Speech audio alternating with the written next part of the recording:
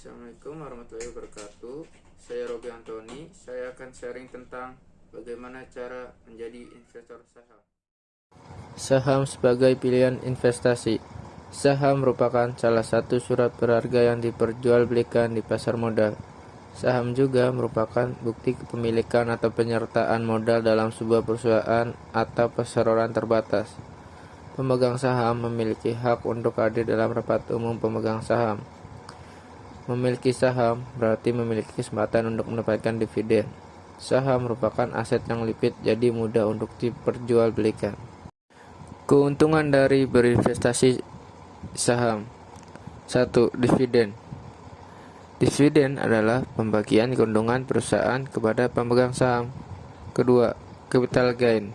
Capital gain adalah keuntungan ketika kita menjual saham lebih tinggi dari harga beli. Resiko investasi saham yaitu 1. Tidak mendapatkan dividen. Umumnya perusahaan membagi dividen ketika perusahaan menunjukkan kinerja yang baik. Jadi ketika perusahaan mengalami penurunan kinerja atau mengalami kerugian, maka perusahaan tidak membagikan dividen kepada para pemegang saham. Kedua, capital loss. Capital loss merupakan kebalikan dari capital gain. Hal ini terjadi jika kita menjual saham yang kita memiliki lebih rendah dari harga beli. Cara bagaimana mendapatkan saham. Pada dasarnya, terdapat 3 cara untuk mendapatkan saham. Yang pertama yaitu membeli saham di pasar perdana atau ketika sebuah perusahaan melakukan penawaran umum.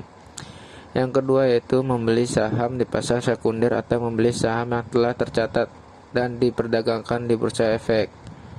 Yang ketiga, membeli saham melalui pembelian unit penyertaan reksadana melalui reksadana. Langkah awal menjadi investor yang pertama adalah mengisi formulir yang telah disediakan oleh pihak perusahaan sekuritas, yaitu formulir pembukaan subrekening efek dan formulir rekening dana investor. Yang kedua, memberikan dokumen yang diperlukan seperti fotokopi KTP yang berlaku dan NPWP serta fotokopi bagian depan buku tabungan yang akan didaftarkan dalam formulir pembukaan subrekening efek. Yang ketiga, setoran dana awal ke rekening di bank RDI atas nama calon investor saham. Masing-masing broker menentukan deposit berbeda-beda, dimulai dari Rp100.000. Yang keempat adalah setelah disetujui, selanjutnya kita sudah siap bertransaksi. Pergerakan harga saham. Mengapa harga saham bisa naik dan turun?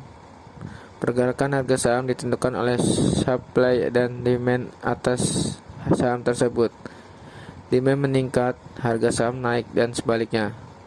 Faktor-faktor yang mempengaruhi pergerakan saham yaitu pergerakan suku bunga bank, tingkat inflasi, nilai tukar rupiah, kinerja perusahaan, penjualan dan laba meningkat bagi dividen dan seterusnya. Faktor non-ekonomi seperti kondisi sosial dan politik. Memantau kondisi saham. Ada beberapa cara untuk memantau pergerakan saham, yaitu dari informasi dan rekomendasi dari perantara pedagang efek. Setiap perusahaan efek selaku perantara pedagang efek secara aktif akan memberi informasi kepada nasabahnya seputar kondisi pasar saham serta rekomendasi saham-saham yang potensial untuk dibeli atau dijual. Yang kedua yaitu dengan cara memantau secara mandiri.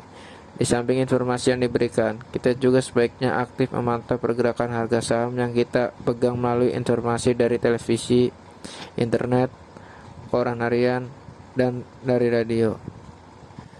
Indeks harga saham. Indeks menggambarkan tren pergerakan pasar. Jika indeks mengalami kenaikan, berarti secara umum harga-harga saham di bursa mengalami kenaikan. Sebaliknya, jika indeks mengalami penurunan, berarti secara umum harga-harga saham di bursa mengalami penurunan.